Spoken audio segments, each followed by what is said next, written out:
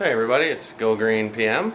I just want to say I'm really excited. I finally hit 10,000 views on my channel, 65 subscribers.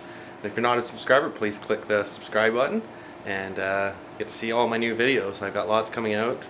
But today's video is I have a problem with my skid steer. I built a cab on it, and here in Canada it gets cold. And sometimes it's down to minus 20 degrees Celsius. So I'm sick and tired of freezing inside that cab. I put a couple of 12-volt heaters by Peak Performance. Garbage, don't ever buy them. They're just, it's not even worth your time. Well, let's get started on this project. I'll show you what you all need to buy to start this, and I'll take you step by step through the whole process. Alright, so this is all the stuff you need. Well, you probably don't need the beer, but I mean, if it helps, you can add it to the project too. Alright, so I went to Napa here in town, and I bought this heater core. It's 7.5 inches by 8 inches. So not a huge heater core, but big enough. And the reason I went with this one is because of the 1/2 inch lines coming off it. That is what my skid steer uses. Now you can get them in 5/8, 3/4, these outputs. Now on this one, as you can see, this is 1/2 inch, and then this one is flared out to 5/8 and then goes back down to 1/2 inch. So all I'm going to do is right here, I'm just going to cut right there off that flange, and then I'll be able to just attach it right there. Whoop, sorry about that. So I got that, and then you're going to need some, you don't have to buy a premix like this, but you're going to need some antifreeze, and get your seat out of there, crappy tire money, which is always nice. You're going to need a couple of chunks of 1/2 inch. And I'll run over the pricing on all this stuff. It'll be all Canadian pricing, but there. So I got 2 packages of the 1/2 inch hose, and you can read there, it's for heater core. And then you're gonna need 4 clamps.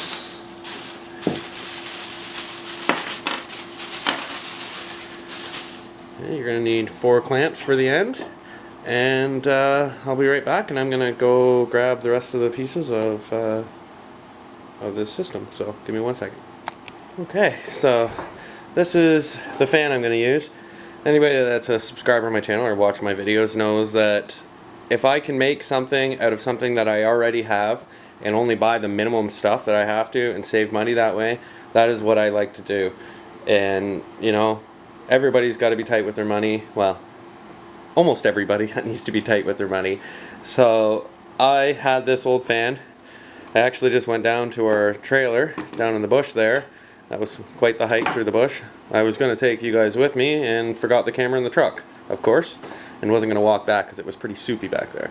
So anyways, I bought this 12-volt fan from Canadian Tire, but I bought it, I'd say 10 years ago, and it sat in my back room for probably 5 years or so, and then this year we used it down at the trailer, and you know, just plugs into your cigarette lighter. But the nice thing about this is it's got a fan control, so you can put it on fast or slow. So my plan is to make a box. Now the way I'm going to make the box, you don't have to make it this way. There's lots of other ways you can go about this. But this is the way that I'm going to do it. So what I'm going to do is I'm going to undo this bolt, take this fan completely right off. So I've got this square piece of plywood here, 3/4 inch plywood, way more overkill than I need, but once again, it was something that I had left over from a job, so I might as well use it. So what I'm going to do is I'm going to cut that and make it into a nice airtight box. and then go from there. And we're gonna mount everything in, run the hoses, and I will take you through the whole project. So I'm going to start getting stuff laid out here, and then we can kind of go from there. So I'll see you here in a second. Okay. Alright, so as you can see, it's very limited. That heater's coming right out of there. It doesn't work anymore. The fan smoked out on the back of it. So I think my best bet is, because it's 19 by 8, that's a pretty good sized box. I mean, I have no room down here to put it. No room really to put it up in here. Sorry, just trying to... Those are the two holes that the lines come in from the outside on. But I'm thinking if I could mount it up on this, it's on an angle. It's pretty hard to see from in there, but it actually comes up here on an angle. So I'm thinking that's only 6 inches, which doesn't really leave me the most. Don't really like that. Yeah, but 19. 19's pretty big. 19's right there. So, and if I go by 8 inches, that box is going to be in my head. That's not going to work right there. So, well, I'll keep doing some measurements here and see what I can come up with. So I'll see you shortly. Okay, so I went out there when I'm measuring it. There's just nowhere that's going to work. So what I'm going to do is actually make the box so that it's fit more like this. So I'm going to, as long as I leave a little bit of space in there, the front of this is metal. It's just the blades are plastic too. So I just don't want to get it too close. So I'm going to take some more measurements and try to build a box more around this size.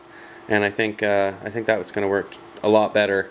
It'll give me a lot more places to put it in the actual skid steer. So, all right, well, I'm going to get this drawn up, and then we're going to start cutting. So, give me a second. Okay, so I decided against using the 3/4 inch plywood that I said previously. I ended up finding I had another junk piece back in the behind the house there of 1/2 inch. So a little bit less room it's going to take up, which is that much better. The whole extra 1/2 inch less it's going to be. So got it marked out at 13 inches here. So I need 2 at 7 and 13, which are the sides, 2 at 9 by 7, which are the bottom and the tops, and then 2 at 13 by 9. So I've got this cut at 13, or marked at 13. I'm going to cut all this and cut all the rest of the pieces, and then we're going to go from there. So I'm just using a skill saw and using a speed square and a straight edge. So I'll get this cut and we'll continue from here. Okay, so now I've got all my pieces cut here. I've got this is how it's going to fit on the front. So what I've done is I've marked right here, drew a square, and then I'm going to cut this square. Then I'm going to cut this square out here, and then the next thing is to fit and mount this fan in this. So I'm going to do that, and yes, we'll go from there.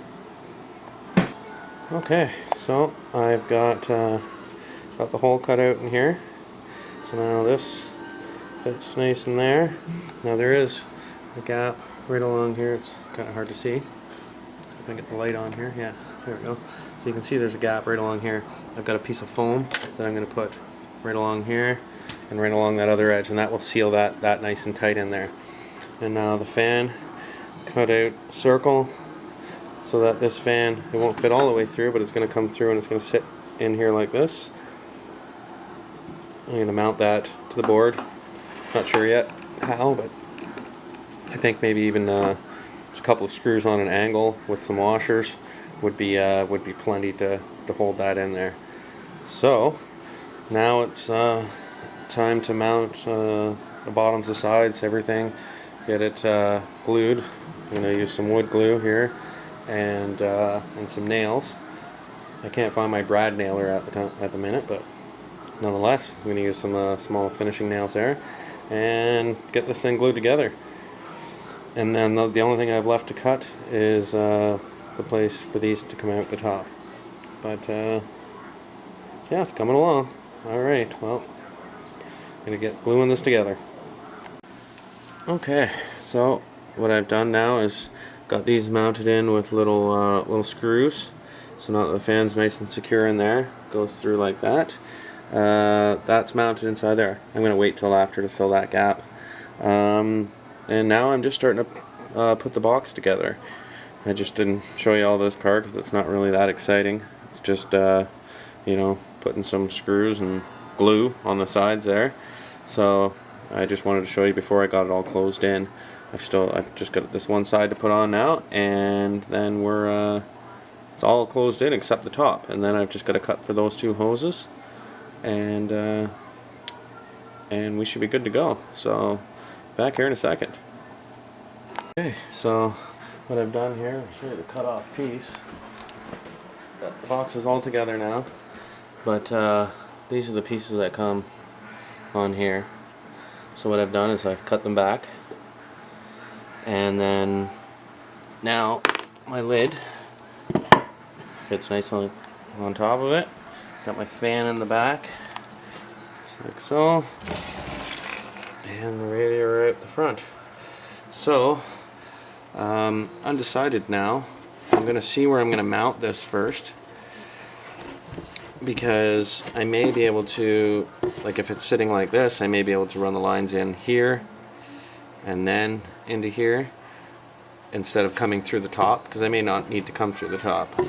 But there you go. I'm going to paint it all black, make it look a little nicer. I've got the foam. This is the foam that's going to go in there. So this is going to get stuffed in there. Can't really do it with one hand. But that's going to get, actually it's going to get cut and stuffed in there. Ooh, I may not even need to. Now that I'm looking, that gap is pretty small around there. I may actually just hit that with a bead of silicone, and that'll be it. So that concludes this video. I will do a second video of me installing it and how to plumb it all into your skid steer. So thanks everybody for watching, and stay tuned for part 2 of this series, and we'll talk to everybody soon. Have a great day.